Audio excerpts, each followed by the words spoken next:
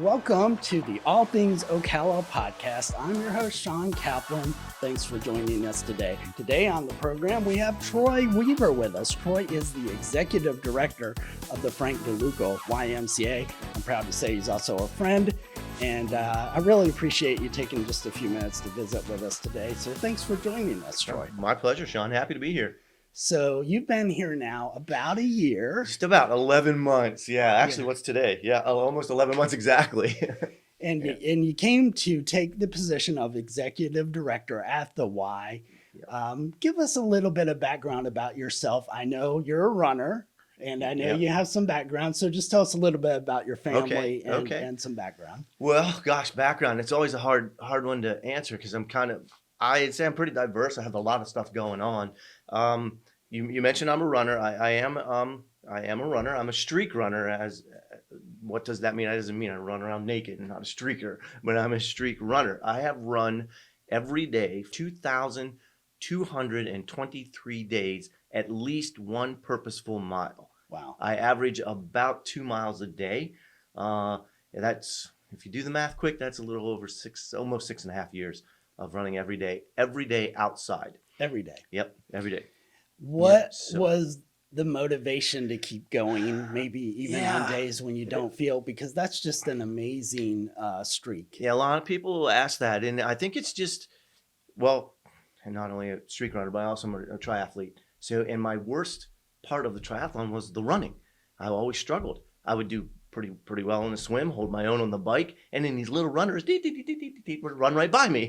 So I'm like, I got to get better on my running. So I thought I would do it for a year. I'm like, I'm going to run for 1 year every day, try to increase my running. I got to 365 days, and I heard about this group that's like streak runners, So I'm like, okay, well, you have to do a year before you even qualify. Yeah. So I'm like, let's just keep going. Wow. So I kept on going, and now it's just part of what I do. In fact, my stepdaughter does it as well. She's on a 3-year streak right now. That's amazing. Yep. And so let's talk a little bit about your family. Speaking of family. Yeah. So I'm married to my wonderful wife, Lana.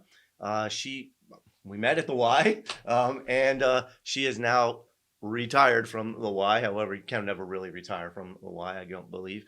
She spent 30 years with the Y, with the same Y in Central Maryland. I, however, spent almost the same amount of time, about 28 years with the Y, but I spent it in different parts of the country. I was in D.C., I was in Maryland, I was in Tennessee, I was up in Michigan, back to Maryland, and a little bit of stint out of the Y in the dark side. I went to the for-profit fitness world for a while, and then back to the Y, which really makes me happy because I feel like that's where I belong. That's my spirit. My spirit animal is the Y. So back to family.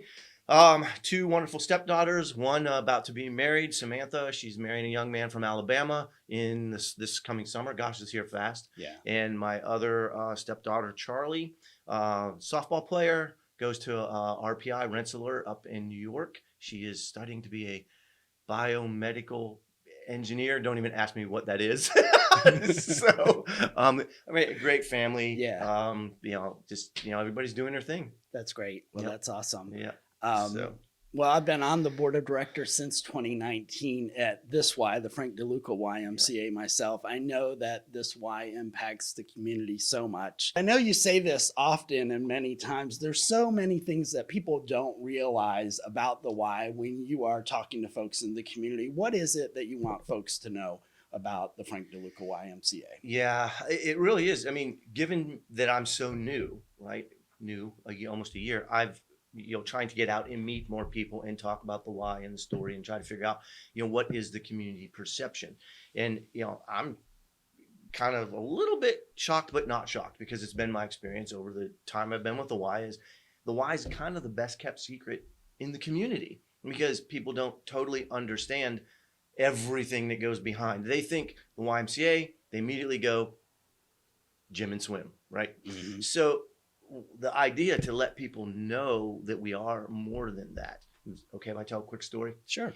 So just to give a little background, we had a family come in with their special worker. Mom is escaping domestic violence situation out of Orlando, Hmm. has come now to Ocala to reestablish herself with her two little boys.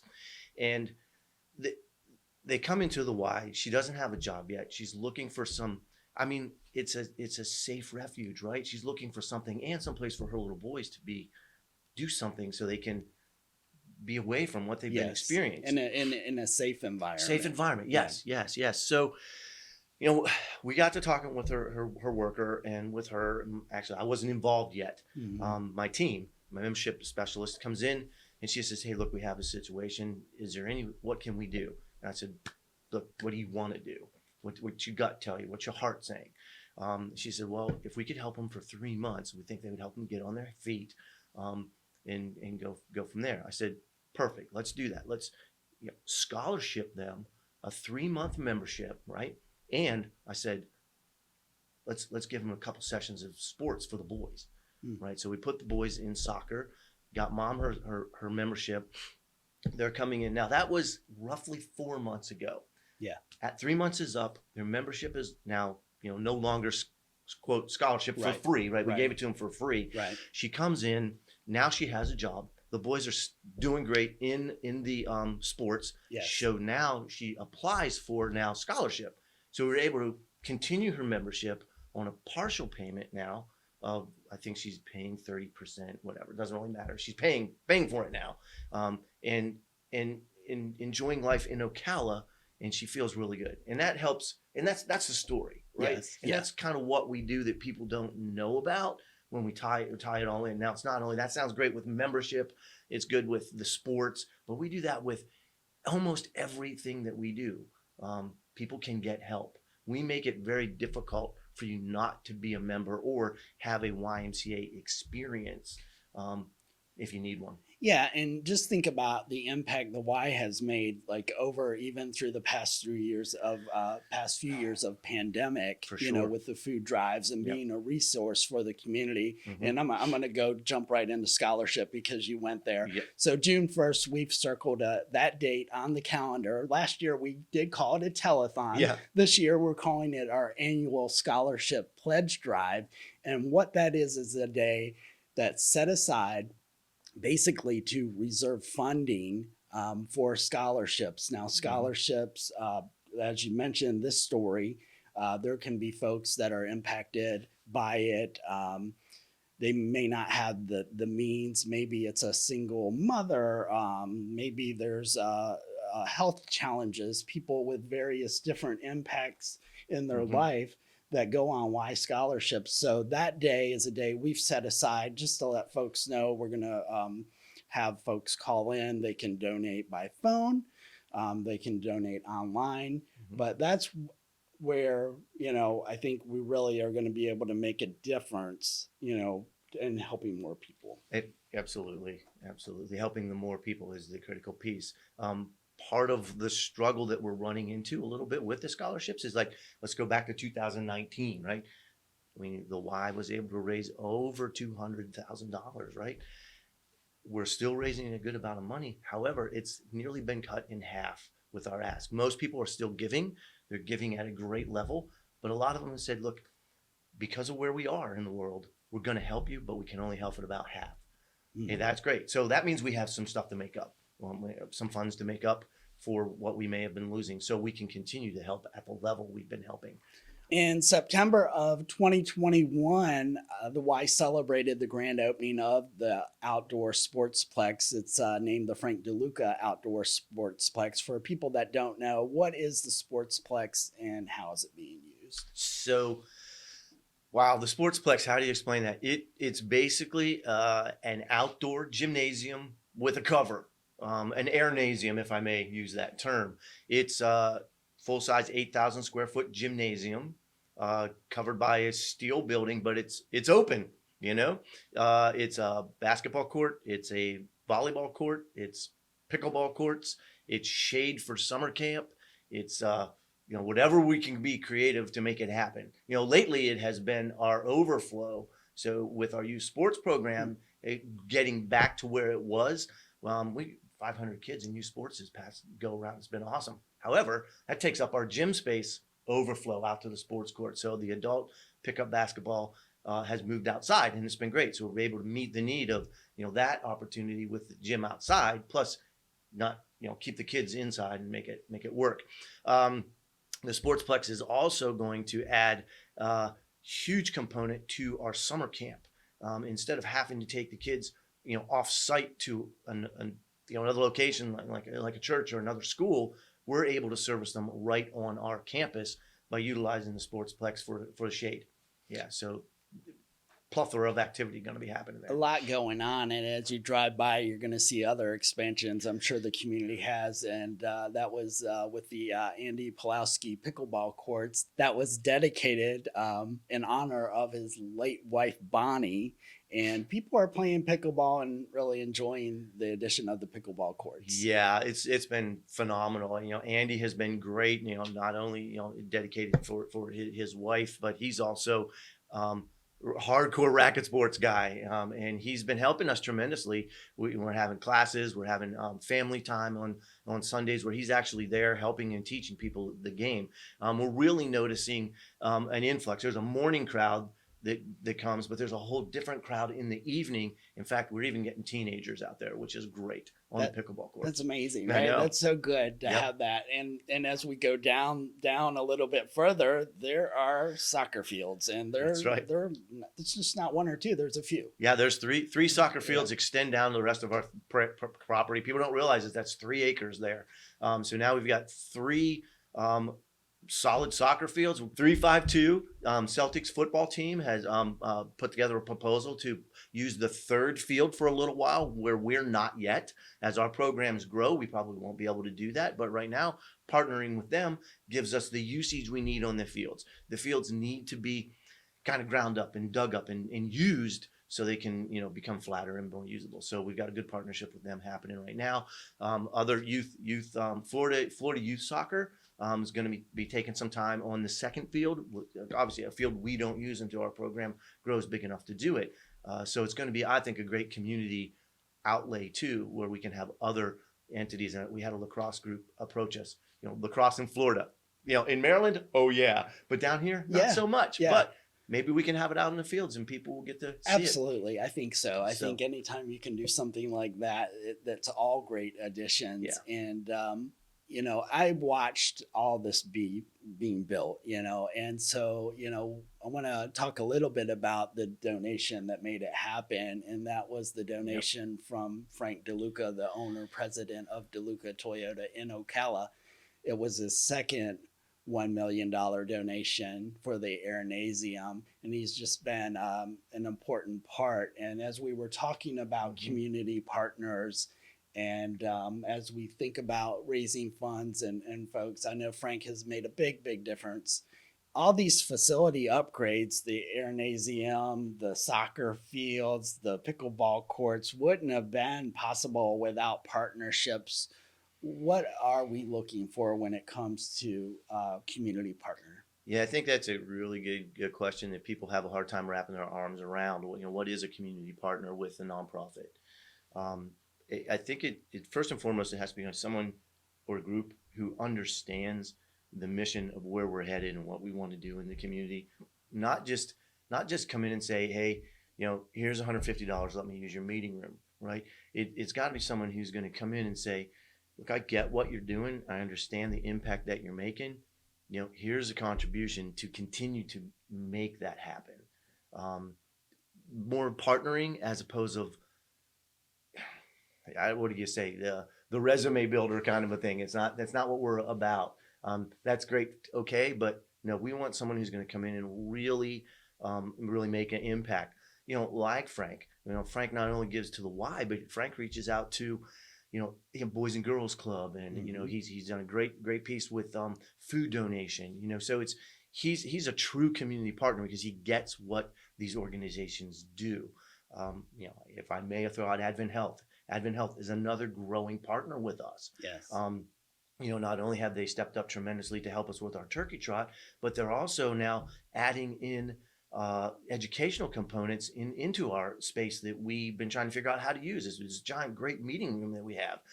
What can we tie in there? So Advent has been helping us with their, I think it's called Happenings, and we're doing classes now sponsored by Advent in that room. So we're partnering and not just, throwing it out there.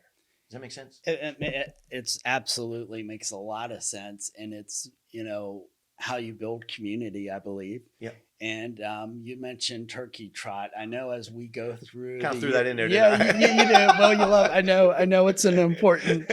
It's May, but it's not too early to start talking about turkey trot. We can do that.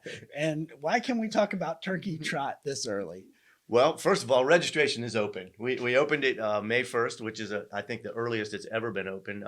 It is a 27-year running race here in Ocala, and I'm so happy that it's something that's going on that I could be involved in coming here, because I'm a runner, right?